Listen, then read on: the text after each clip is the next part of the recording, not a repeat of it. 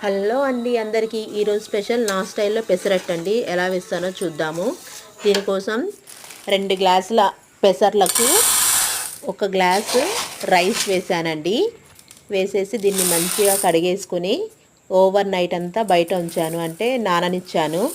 Night అంతా నానాక మంచిగా దీన్ని మిక్సీ పెట్టుకోవాలండి. ఇది మిక్సీ పడుతున్నప్పుడు ఇందులోకి మనము కొంచెం కట్ చేసుకున్న అల్లము, తర్వాత పచ్చిమిర్చి, కరివేపాకు, పుదీనా, జీలకర్ర ఖచ్చితంగా ఉండాలండి, టేస్ట్ బాగుంటుంది జీలకర్ర ఉండడం వల్ల.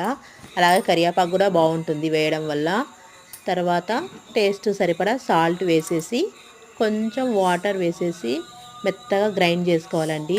చాలా మెత్తగా గ్రైండ్ చేసుకోండి. ఎంత మెత్తగా చేసుకుంటే దోశలు అంత పల్చగా మంచిగా వస్తాయి, టేస్టీగా ఉంటుంది. తర్వాత మన దోశ బ్యాటర్ రెడీ అయిపోయింది కాబట్టి ఇంకా దోశలు వేసుకోవడమే అండి. ఇలా మంచిగా దోశలు వేసేసుకోండి. దీంట్లోకి నేను కొబ్బరి చట్నీ చేశాను, కాంబినేషన్కి సూపర్ టేస్టీగా ఉంటుందండి కొబ్బరి చట్నీ దోశలకి. ఈ వీడియో నచ్చితే లైక్ చేయండి.